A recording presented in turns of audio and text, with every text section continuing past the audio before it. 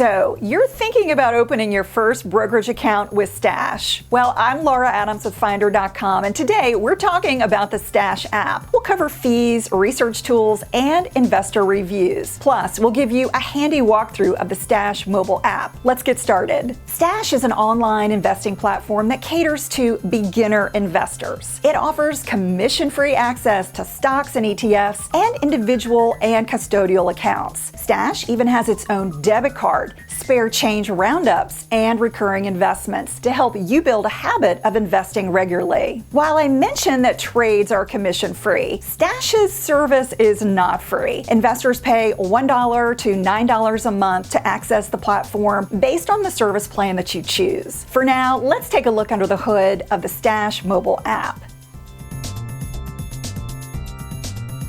To set up your account, download Stash from the App Store or Google Play. Hit the Sign Up button and then enter your email address, a secure password, your contact information, a login PIN, your pre-tax household income, and your goals. Then you can enable notifications for the app. Next, you'll pick your service plan. You can choose Stash Beginner, Stash Growth, or Stash Plus. I'll talk more about them in a moment. Set up payment options for your plan, review and accept Stash's advisory agreement, and create your investor profile. That includes your employment status, estimated wealth, and investment goals. Once you're set up, you can toggle among your personal, retirement, and custodial accounts and make investment choices from stocks and ETFs on the searchable platform. You can also search Stash products like insurance and loans. And all that's left to do is fund your account and set up any recurring investments if you like. Then it's a matter of you checking in on your investments and digging into Stash's educational resources. Now that we've taken a peek at the Stash app, it's time to dive into the nitty-gritty. Let's talk about the research tools.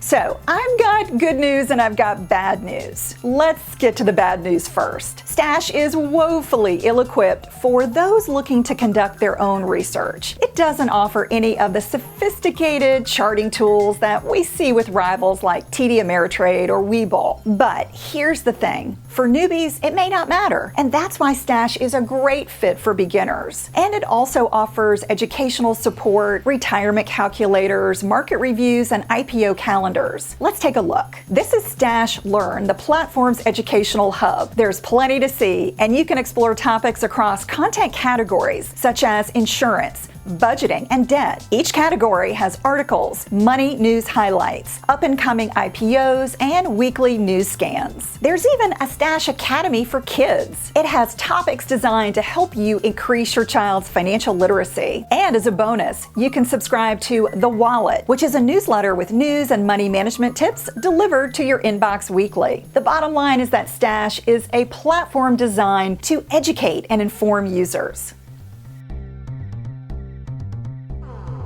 All right, let's get back to the Stash plans you can choose from. The first is the beginner plan. It costs $1 a month and comes with individual investment accounts, a debit card, and up to $1,000 of life insurance through Avibra. The second is the growth plan. It costs $3 a month and comes with everything in the beginner plan, plus retirement accounts and access to Stash's robo-advisor called Smart Portfolio. And at the top of the tier, we've got Stash Plus, which costs $9 a month and comes with 2 custodial accounts for kids and up to $10,000 in life insurance through Avibra. Taking a step back, the annual cost is either $12, $36, or $108 a year. Is that competitive? Yes and no. Here's why. Let's say you invest $500 through the Stash Plus plan. That works out to a 21.6% fee. However, the more you invest, the more competitive the fee gets. For example, if you bump up your investment to $5,000, the Stash Plus annual fee drops down to 2.16%. Not so bad, right? But here's the thing. A lot of platforms don't charge for access to a brokerage account at all. Robinhood, SoFi, Webull, they're all free to use. So whether Stash is worth it for you depends on how valuable you find its resources. What about feedback from Stash investors? Well, it's less than stellar, at least on Trustpilot and the Better Business Bureau. Stash lacks Better Business Bureau accreditation, and it earns an F for failing to respond to customer complaints. Its trust score is better, scoring 2.4 out of 5 stars across about 520 reviews. Investors largely complain of delays and account closures that result in ongoing fees. The good news is that the scores for the Stash mobile app are more favorable. It earns 4.2 out of 5 stars from Android users across the more than 72,000 reviews, and 4.7 out of 5 stars from Apple users across more than 250,000 reviews. Investors say the app is easy to navigate, but similar complaints crop up around account closure delays. If you're interested in learning more about Stash, head over to our in-depth review on Finder.com. You'll find the link in the description box below. And if you like this video, don't forget to subscribe so you'll be the first to know when new videos drop from Finder.com. Thanks for watching.